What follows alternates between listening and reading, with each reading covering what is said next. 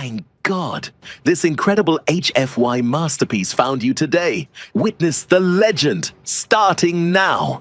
My name is Veteran Tarl, and up until 3 cycles ago, I was the most respected combat instructor at the Galactic Defense Training Complex on Station Helix 9. Notice how I said was.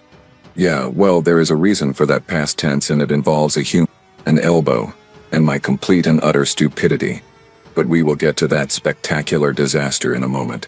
First, let me paint you a picture of where this catastrophe took place. The training hall on Helix 9 is massive, right? We are talking about a space that could fit 6 Krellian battle cruisers side by side. The floors are made of this compressed titanium ceramic composite that can withstand plasma fire, kinetic strikes, and apparently the impact of a 300-pound Zentari instructor's face. The walls are lined with weapons racks, holographic projectors, and observation platforms where other species come to watch the training sessions. It is basically a gladiatorial arena, except instead of fighting to the death, we are supposedly teaching discipline and combat technique. I had been running combat drills at this facility for 15 standard years. 15. I had trained Krellians, who stand 8 feet tall and can bench press a small spacecraft. I had trained Xysalithi warriors, whose exoskeletons are harder than reinforced durasteel. I had even trained those insufferable Kix diplomats, who think talking is a martial art, and in all that time, not one of them had ever managed to land a significant blow on me. Not one. So when the human recruitment program started, and Command told me I would be training these soft, squishy bipeds from some backwater planet called Earth, I laughed. Actually laughed right in Commander Thex's face. He did not find it amusing, but I did not care. Humans? Really? These were the creatures that needed environmental suits just to survive on 70% of habitable worlds. These were the beings whose bones could apparently break if they fell wrong. These were the species that could die from ingesting the wrong plant material, and then she walked in. Her name was Maya Kowalski. 5 feet and 6 inches of what I assumed would be easy work. She had this dark hair pulled back tight, brown eyes that seemed to take in everything, and a build that, by Zentari standards, looked like it would snap if you breathed on it too hard. She was wearing the standard-issue training uniform, which on her frame looked about as threatening as a nursery blanket. She stood there in the center of the training floor, looking around with this calm expression that I mistook for nervousness. Oh, how wrong I was. How spectacularly, painfully, face-breakingly wrong I was.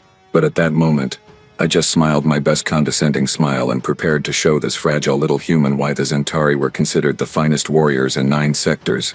Spoiler alert, that confidence aged like milk in a supernova. So there I was, standing in front of Maya Kowalski and approximately 30 other recruits from various species, ready to demonstrate why I was the best combat instructor in the sector. And yes, I know how that sounds now, but you have to understand, my reputation was not exactly unearned. I had compiled a training record that was the envy of every other instructor on Helix 9. 0 training fatalities, a 98% graduation rate, and more commendations than I had wall space to display them. The observation platforms were packed that day.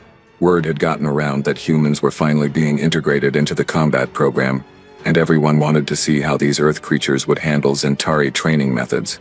I could see Grix Morlan up there, a Krellian instructor who I had a running bet with. He was probably hoping I would go easy on the humans. Fat chance. I could also spot several Kix administrators taking notes, and a cluster of Zalathi veterans who were clearly there for the entertainment value. All right, recruits. I began, pacing in front of the formation with my hands clasped behind my back. Welcome to Advanced Combat Theory and Application. I am Instructor Veteran Tarl, and for the next 6 cycles, I will be turning you from whatever you currently are into something resembling functional soldiers. I stopped in front of Maya.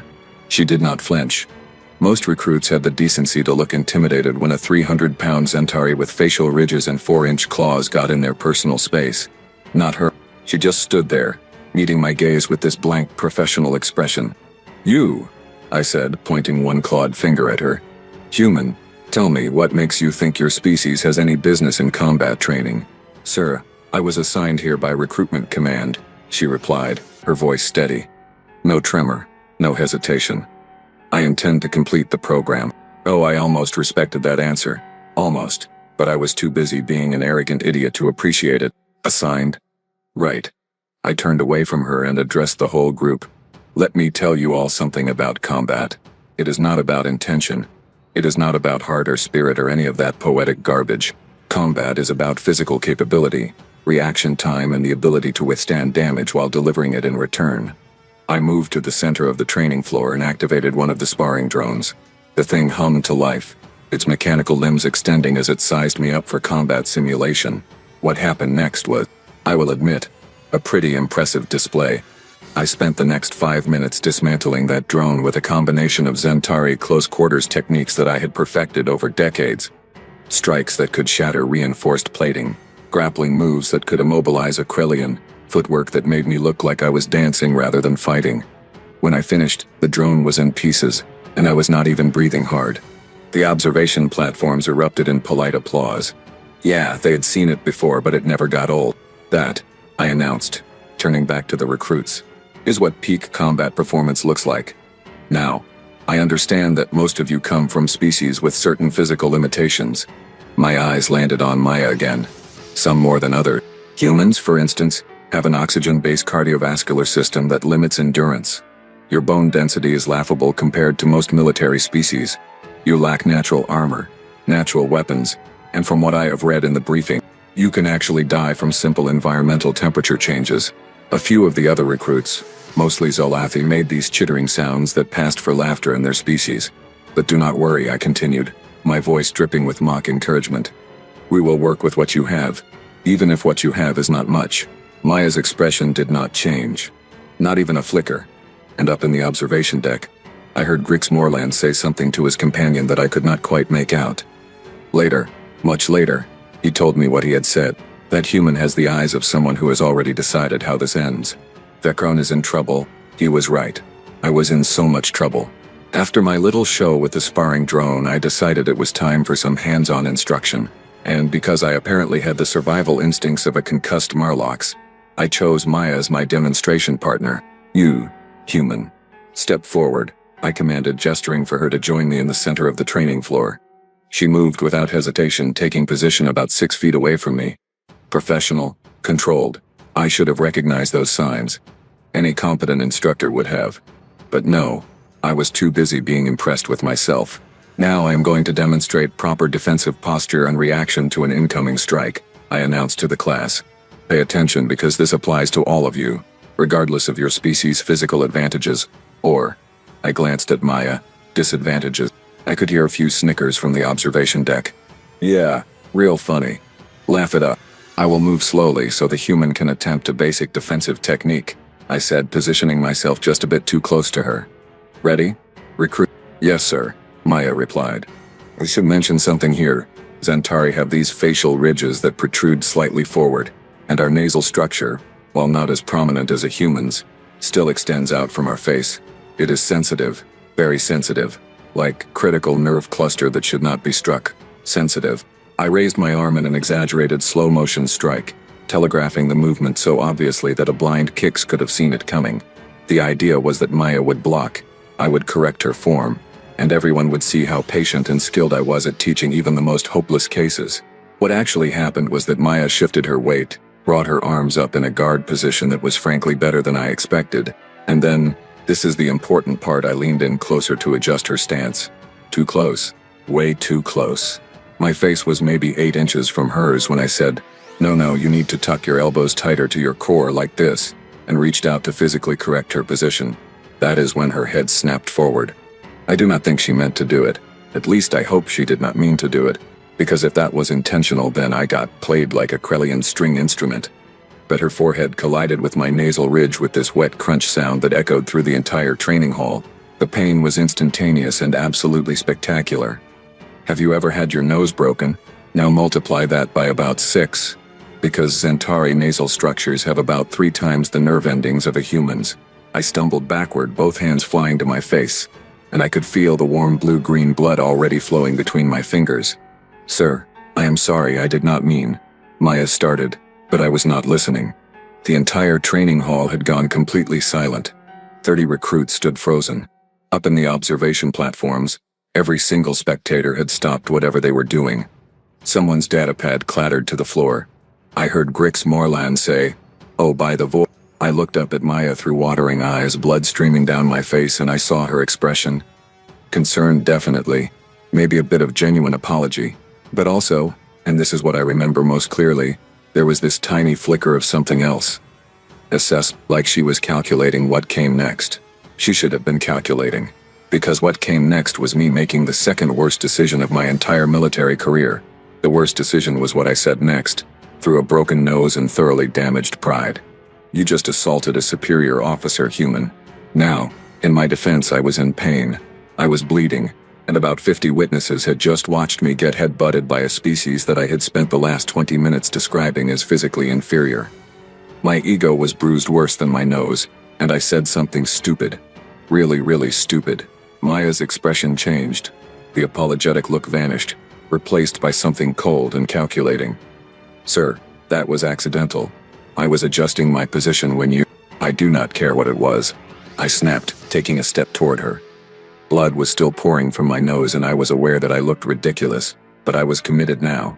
You just struck an instructor during a training exercise. That is a violation of Protocol 7-3.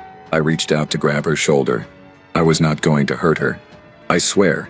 I was just going to escort her off the training floor and file a formal complaint. That is it. Just a hand on her shoulder to guide her toward the exit. I never made contact. What happened next occurred in maybe 1.5 seconds, but I remember it like it was stretched out over an hour.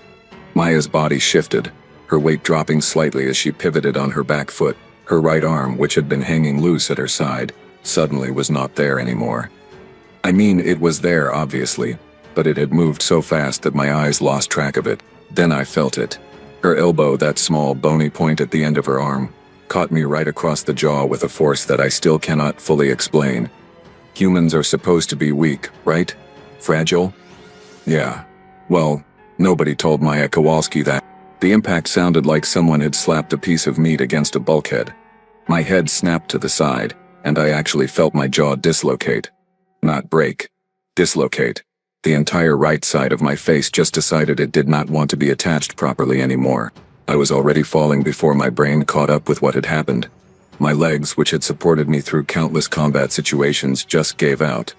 I went down hard, and the compressed titanium ceramic floor that I had bragged about earlier, turns out it is really, really unforgiving when your face hits it at speed. I landed in a heap, my vision swimming with spots, tasting blood, and hearing this high-pitched ringing in my ears that might have been tinnitus or might have been my career dying. For about 3 seconds, nobody moved. Nobody breathed. The entire training hall was frozen in this perfect moment of collective shock. Then all hell broke loose. Someone in the observation deck shouted, "Medical. Get medical down here now." I heard footsteps, lots of them, rushing toward the training floor. Through my blurred vision, I could see Maya stepping back, her hands raised in a non-threatening position, her face showing what looked like genuine concern now. Too little, too late. Human. Grix Morlan was suddenly beside me, his massive Krellian hands surprisingly gentle as he checked my injuries. "Vekran, you absolute idiot," he muttered. "Do not move. Your jaw is hanging wrong." Other instructors were crowding around now. I heard Sela Quinn, the Zolathi medical officer, barking orders. "Clear space. Everyone back. Get a med scanner over here." Through the chaos, I heard one of the KICS administrators speaking rapidly into a comm device. Yes. Confirmed. Instructor Tarl is down. No, not the drone. The human recruit. Yes. I said the human. I know how that sounds. Someone was restraining Maya now, not roughly, but firmly. She was not resisting. She just stood there, looking down at me with this expression that I could not quite read. Regret? Maybe. But there was also something else. A kind of resigned acceptance, like she had known this was going to happen eventually. Up in the observation platforms, I could hear the murmuring growing louder. Dozens of voices, multiple species, all talking at once. I caught fragments. "Did you see that strike? Perfect form. Humans have combat training. Since when?" Vekran had it coming, honestly. I had money on the human lasting 3 days, not 3 hours. Grix leaned down close to my ear. "For what it is worth, my friend, you grabbed at her first. Security footage will show that. You might want to remember that when you file your report." Great, just great. Not only had I gotten my face rearranged by a human, but I was technically at fault. The med team arrived with a hover stretcher, and as they loaded me onto it, I caught one last glimpse of Maya. She was being led away by security, but she turned back to look at me. "And I swear," she mouthed the words. "I really am sorry." "Yeah. Me too, human. Me too. The medical bay on Helix 9 is normally a quiet, professional environment where injured personnel receive treatment with dignity and respect. Yeah, well, not today. Today it was apparently the galaxy's most popular comedy club, and I was the main attraction. Sela Quinn, the Zalathi medical officer, stood over me with her scanning equipment, making these clicking sounds that her species uses to express disapproval. Vecron, I have treated you for plasma burns, kinetic impact trauma, and that incident with the malfunctioning gravity generator. But this is new. Just fix it. I mumbled through my dislocated jaw. Even talking hurt. Everything hurt. Oh, I will fix it, she replied, her multifaceted eyes gleaming with what I am pretty sure was amusement. But first I need to document this for the medical records. Cause of injury struck by human recruit during training exercise. Mechanism of injury. Elbow to facial structure. She paused. You know, in 15 years of running this medical bay, I have never written that particular combination of words before. The door to the medical bay slid open and Grix Molan walked in, followed by at least 4 other instructors. Great. Just what I needed. An audience. How is our fearless combat instructor doing? Grix asked, and I could hear the barely suppressed laughter in his voice. Badly, Sela reported, running the scanner over my jaw. Dislocated mandible, fractured nasal ridge, minor concussion, and severely damaged pride. That last one might be permanent. Not helping, I groaned. Instructor Thora Vex, a Kix, who taught tactical theory, leaned against the wall with her arms crossed. So, Vecron, tell me, in your professional opinion, how would you rate the human's combat technique? You know, from your unique perspective as someone who experienced it face first, the other instructors made various sounds of amusement. Species-specific laughter is weird. You have got Krellian rumbling, Zalathi chittering, and Kix this weird whistling sound. All of it was directed at me. It was a lucky shot, I managed to say. A lucky shot, Grix repeated slowly. Right. Because accidentally headbutting someone and then reflexively delivering a perfect elbow strike is totally luck. Nothing to do with training or muscle memory at all. Sela was positioning some kind of reconstruction brace around my jaw. Hold still. This is going to... She was right. It did hurt. A lot. I made a sound that was probably not very dignified. Oh, you big baby, she muttered, adjusting the brace. I have treated Zalathi hatchlings who complained less than you. While she worked, Instructor Kelvin Riss, who ran weapons training, pulled out his datapad. You all need to see this. Security footage just got posted to the Instructor network. No, I said, or tried to say.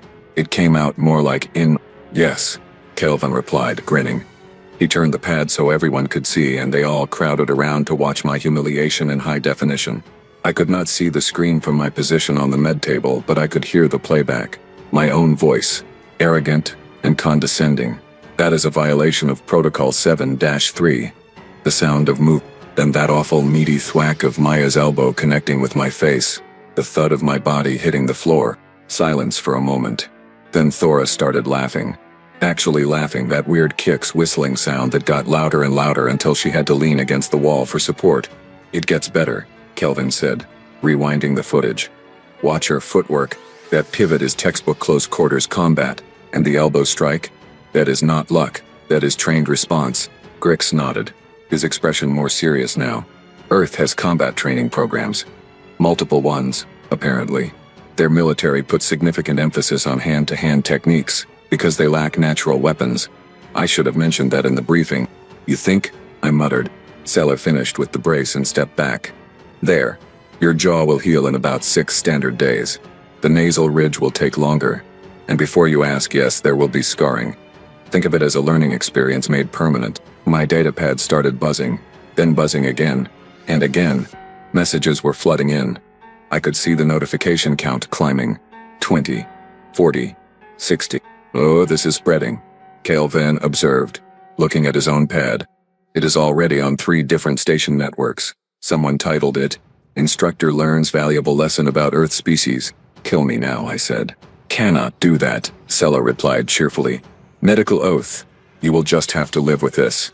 Yay, living with it. That was going to be the hard part. So here is where I tell you about the consequences. And trust me, they were extensive. The formal inquiry took 2 days. They reviewed the security footage about 90 times. The conclusion? I had initiated physical contact after Maya's accidental headbutt, which legally classified my action as escalation. Her response was deemed justified self-defense under Galactic Military Code Section 12. Case closed. No charges filed against Maya Kowalski. Me. I got a formal reprimand placed in my permanent record, mandatory retraining on proper conduct with multi-species recruits, and the absolute joy of becoming station-wide famous for all the wrong reasons. The footage went viral, and I mean really viral. Within a week, beings on 17 different stations were watching me get dropped by a human. Someone set it to music. Another person made a compilation of my most arrogant quotes followed by the elbow strike. A Kicks comedian used it in his stand-up routine. I became a meme, a teaching tool, a cautionary tale. But you know what the worst part was? Actually talking to Maya afterward. Commander Thax ordered us both to his office 3 days after the incident. My jaw was still in the brace, her record was still under review, and the tension in that room could have powered a small starship. Instructor Tarl, Thax began, his voice carefully neutral. Do you have anything to say to Recruit Kowalski? I looked at her. She looked back, her expression unreadable. I apologize, I said, and I meant it. I underestimated you. I underestimated your species, and I let my pride override my professionalism. Maya nodded slowly, and I apologize for breaking your face, sir. That was not my intention. But you did train in combat before joining, correct? Thax asked. Yes, sir. 6 years of Krav Maga, 4 years of Brazilian Jiu-Jitsu, and 2 years of Muay Thai. Standard Earth military combatives. Thax looked at me. I looked at the floor. Perhaps, Thax continued, in the future Instructor Tarl will review recruit files more thoroughly before making assumptions. Yeah, perhaps. Maya graduated top of her class, by the way. Scored highest marks in combat training, tactical assessment, and something called adaptive response under pressure, which I am pretty sure they added just to rub salt in my wounds. She is currently serving on a multi-species strike team and has a commendation record that is frankly intimidating. Me? I am still teaching at Helix 9. Still running combat drills. But now, when human recruits show up, I treat them with the same respect I give Krellians and Zolathi. Because I learned something important that day. Something that apparently needed to be beaten into my thick Zentari skull. Humans are not physically impressive by galactic standards. They are not the strongest, not the fastest, not the most durable, but they are absolutely without question dangerous, because they know they are outmatched, so they train, they studied. They developed fighting systems specifically designed to let smaller, weaker beings defeat larger, stronger opponents. And they are really, really good at it. My jaw healed, eventually. The scars faded, mostly. My reputation? Well, that took longer. I am still that instructor who got dropped by the human. Probably will be for the rest of my career.